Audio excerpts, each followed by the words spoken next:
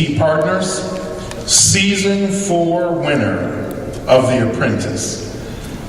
Dr. Randal Pinkett has established himself as an entrepreneur, speaker, author, and community servant.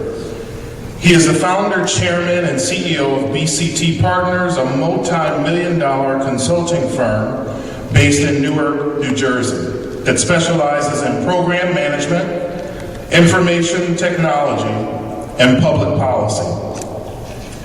BCT Partners is a minority-owned and operated company and one of the leading firms in the country with expertise in the following industries: housing and community development, economic development, healthcare, human services, and education.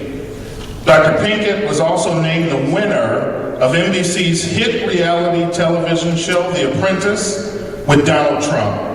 He was selected as one of 18 candidates chosen from among 1 million applicants to compete for the opportunity to run one of Donald Trump's companies. Prior to focusing on BCT Partners, Dr. Pinkett gained corporate experience as a member of the technical staff at General Electric, AT&T Bell Laboratories, and Lucent Technologies.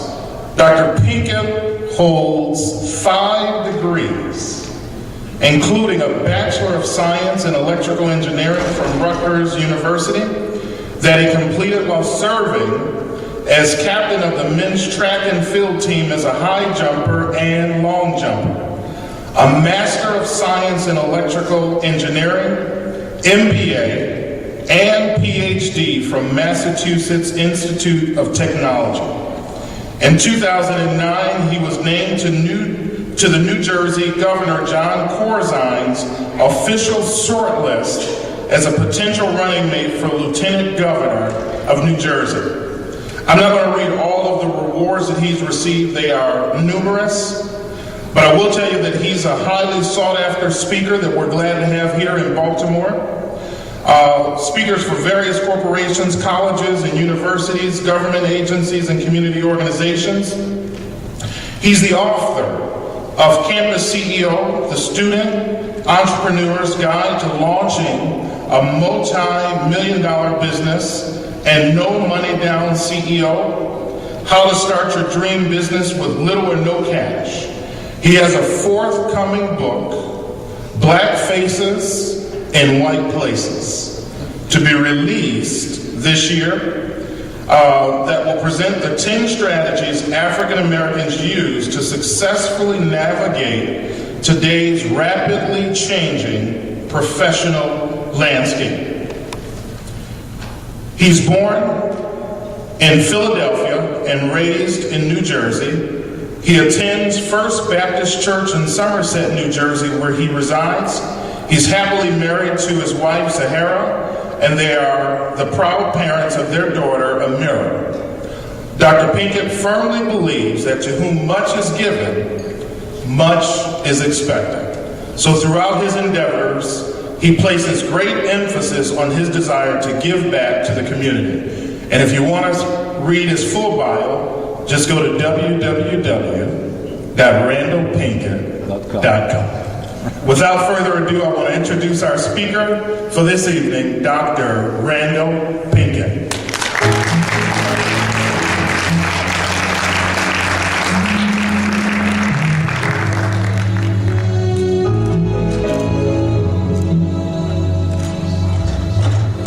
Good evening, everyone.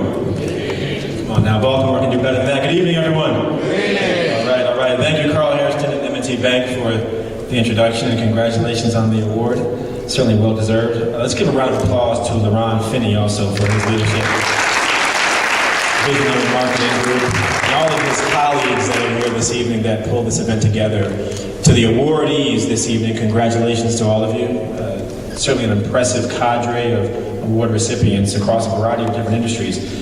A couple other people to recognize: Stanley Tucker from the President's Roundtable, Tyrone Taborn in absentia. I imagine Tyrone's busy preparing for the Black Engineer of the Year Award, but is a good friend of mine, and of course is business partners with LaRon, and then to Chauncey Hamlet and the good people at Grey Goose for their support of this event this evening. Now, I'm honored to be here this evening and to have the opportunity to address this audience. I am a proud minority business owner, so to be here at the Minority Business Summit is an issue that is near and dear to my heart and near and dear to my bank accounts as well. And I can speak for perhaps all the other minority businesses here this evening to say that, none of us are ever looking for a handout. None of us are looking for us to get the hookup. We're here because we're good. We're here because we're good. And we're seeking opportunity because we're good. I saw you start to clap. I'm going to get you in a second. Don't worry. And I find that the advantage of being a business owner in this recession is that if you're going to get laid off, at least you know it's coming. But let me get into my remarks. I got a lot I want to share with you this evening. And to kick it off, I believe there are two trends, one in the marketplace and one in our broader society that undermine the ability of our minority businesses to thrive. Certainly the recession is one of those factors, but looking beyond the recession, I believe there are trends that make it difficult for us as business owners to work together and for our firms to grow and to reach scale. These challenges are ones that we must overcome, certainly in this economic climate, and those of you who are here, I believe, are the ones that are positioned to actually do it, those of you that will be here for the course of the events today and tomorrow. So the title of my remarks, I always give my remarks a title, is the following: Finding Strength in Numbers and Reaching Scale. Subtitle: Combining Old School Solidarity with New School Sophistication. Finding strength in numbers and reaching scale, combining old school solidarity with new school sophistication. Now, I don't know how many of you have heard me speak in the past.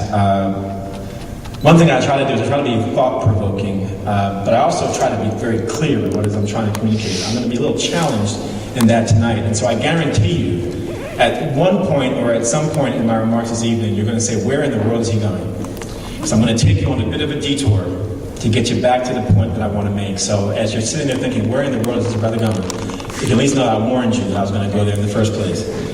So the first trend in the marketplace, or rather the two trends I'm describing, one in the marketplace and one in society. In the marketplace, the trend that I see is one of consolidation.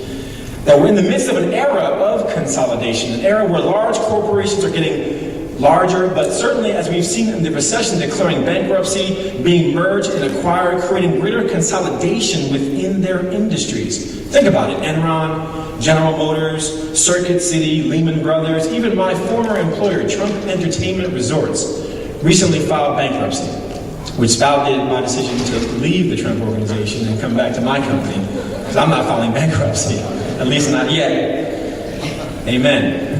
In recent years, we have witnessed the mergers and acquisitions of several long-standing multinational corporations. Here is a short list of companies that we perhaps never dreamed would have joined forces. Bank of America and Merrill Lynch, Wells Fargo and Wachovia, JP Morgan Chase and Washington Mutual, AT&T and Singular, Citicorp and Travelers, Sprint and Nextel, Hewlett-Packard and Compaq and EDS, AOL and Time Warner, although they're splitting back up, Federal Express and Kinko's, XM Radio and Sirius, Pfizer and Wyeth, and then my favorite, the UPN and the WB. Some call it the globalization of our industry, some call it the McDonaldization of the world, some call it the Walmart, whatever you want to call it, whatever you term it. I don't care what industry you're in, compared to just a few years ago, there are likely fewer players in that industry. There are fewer players in that industry. The remaining players are likely to be larger than ever before. The implication is such the following, that today more than ever, size matters. Today, more than ever, size matters.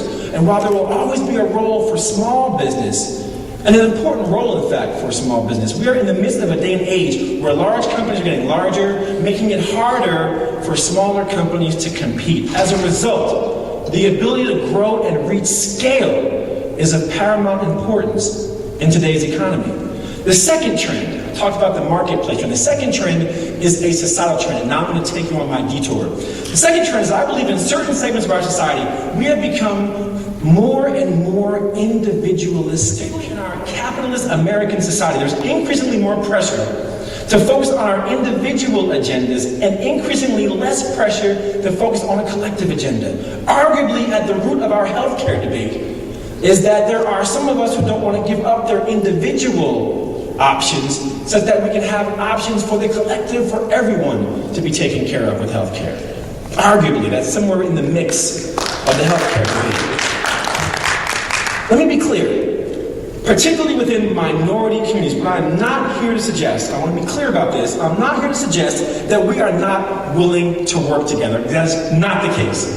You can go to any meeting of any organization, much like this summit, and you will see clear examples of us coming together, working together, collaborating, etc., etc., etc. You see it in our membership organizations, you see it in our churches, you see it in many walks of life. What I am saying, though, is that particularly as it relates to matters where money is involved, is that the barriers are stronger, the hurdles are higher, and the obstacles are more numerous when it comes to working together. Or stated more articulately, and perhaps with more sophistication, it is hard out here for a pimp when he's trying to make that money for the rent. In fact, let me take you off on another detour to make my point crystal clear. Let me give you two examples of professions where this tension of individualism versus a collective agenda play themselves out very, very clearly. The first, the National Basketball Association. In the NBA, the tension between a player's individual agenda of making money and the team's collective agenda of winning a championship, it's crystal clear, that tension. There wasn't always the case, but today, the challenges of building a winning franchise are twofold. The first challenge is money. It's hard to maintain an all-star caliber roster that is collectively paid at a level below the salary cap. If one player makes a lot, that leaves less for everybody else. To maintain a winning team, oftentimes one or more of your star players has to be willing to take a pay cut or be paid at a level below their market value in order to not exceed the salary cap and have a winning roster. For example, my twin brother, Kevin Garnett. She was thinking that, that's why she's laughing. She was thinking it, that's okay. Somebody else was thinking I'm Kwame Jackson, I'm not Kwame. Kevin Garnett, to join the Minnesota Timberwolves, Kevin Garnett took a $12 million pay cut. From $28 million he was earning 1 year to $16 million the year he joined the Timberwolves. Now, I offered to join the team for $10 million. They didn't take me, because I'm not tall enough. He maintained that cut when he joined the Boston Celtics, meaning when he negotiated with the Celtics, he maintained the cut. He didn't negotiate for more. Why? Because he wanted to be part of a winning championship team. Tim Duncan took a pay cut while a member of the San Antonio Spurs. While on the team, took a pay cut to make room for others. Why? Because he wanted to win a championship. Shaquille O'Neal took a pay cut after joining the Miami Heat. Why? Because he wanted to win a championship. And guess what? Tim Duncan, Shaquille O'Neal, and Kevin Garnett all won championships. The second challenge, first being money, the second challenge is egos. Once you assemble an all-star caliber team, you have to ensure that they all get along with each other. That the egos are enough that they can all work together very seamlessly. There's a silver lining in this cloud. My basic argument is that these two factors, money and egos, are also what impede the ability of minority business owners to come together. Let me take it a little step further. There's a silver lining in the cloud. If we look at entertainers and athletes, the one thing that we can say that is working very well is that there's this new school of entertainers and athletes who have determined themselves to not just be employees, but to be employers. To not just be the player on the team, but to actually own the team. To be in the driver's seat. You see it with Magic Johnson, Michael Jordan. You see it with Usher, Nelly, Jay-Z. The list goes on. All entertainers and athletes who own a team, who own something, own businesses. To their credit, this new school sophistication of these new school entrepreneurs is one where they see the opportunity to be owners. I believe I see that same level of sophistication in this generation of minority entrepreneurs. You all are better trained, better prepared than any generation before you. You have top grades from top schools with top grades, some magna cum laude, some summa cum laude. Just a few of you, thank you, Lord, but you all made it through. You are the truth You are the real deal. You are the proof in the pudding or the icing on the cake. You are too legit to be quit, too strong to be wrong, too blessed to be stressed, and too anointed to be disappointed. You are the bomb. You are the real deal. This generation of entrepreneurs in this room this evening is part of a vanguard of entrepreneurs who are positioned to make incredible accomplishments. But that will only happen if we combine new school sophistication, all that acumen in this room, with that old school solidarity that I talked about a moment ago. We have to find strength in numbers, and we have to do that along two lines. The first is what I call strength in smaller numbers. The second is what I call strength in larger numbers. Let me go through that really quickly. Strength in smaller numbers begs the question, who are you going to invite to be your business partner in whatever venture you undertake? I sit at the table with other minority business owners, and I'm talking about myself sometimes, where we want to argue and fussle and fight over nothing. I'm like, folks, 10% of nothing is nothing. While these big boys and big girls are getting bigger and bigger and bigger, we're over here bickering over nothing until we can put aside the pettiness and the posturing and the politics for us to see a common goal and come together. We will never catch up to the big boys. We will never catch up. We will never catch up. Another thing I do, and we'll wrap this up, is we got to rethink our models for what it means to partner. The more commonplace partnership that I see is what I call the I'll call you, you call me partnership. Something comes up, get on the phone, call somebody up and say, hey, there's an opportunity, can we work at it together? Nothing wrong with that, necessarily. All I'm saying is that there are greater levels of sophistication that this group of sophisticated entrepreneurs can and must pursue. First of all, what I'm proposing, I don't believe should be happening just amongst African Americans. That what I'm proposing must fundamentally cross lines of difference. We have to be working with people who don't look like us, who don't come from where we come from, varying ethnicities, varying backgrounds, varying races, varying creeds, varying colors. And we have to be working across diverse lines in this 21st century, if this model that I'm proposing to work. Second thing is that in order for it to work, all of us are going to have to be willing to sacrifice something. Certainly in the short term, with the hopes of achieving more in the long term. Sacrificing control, ownership, money, power, something we're going to have to sacrifice in order for this to work. The third and final thing I'll say to, again, my minority business owners is the following. Think about the great ands in history, in, say, entertainment, sports, and business. Think about the great ands. Magic and Kareem, Jordan and Pippen, Lisa Leslie and Tamika Dixon, Oprah and Jacob, Stewart and Kavanaugh, Michael Jackson and the Jackson 5, Lisa and Cult Jam with full force. You better recognize.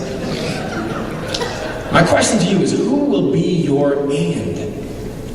Who will be your and? If I take your company's name, or take your name for that matter, and say your name and, your company and, who's the and? That's the question I want you to be able to answer. Who are the people and the companies that you will seriously partner with for your company to grow and reach scale? What I'm saying has been said a million ways, a million times, my brothers and my sisters. I am my brother's keeper. I am my sister's keeper. Two heads are better than one. United we stand, divided we fall.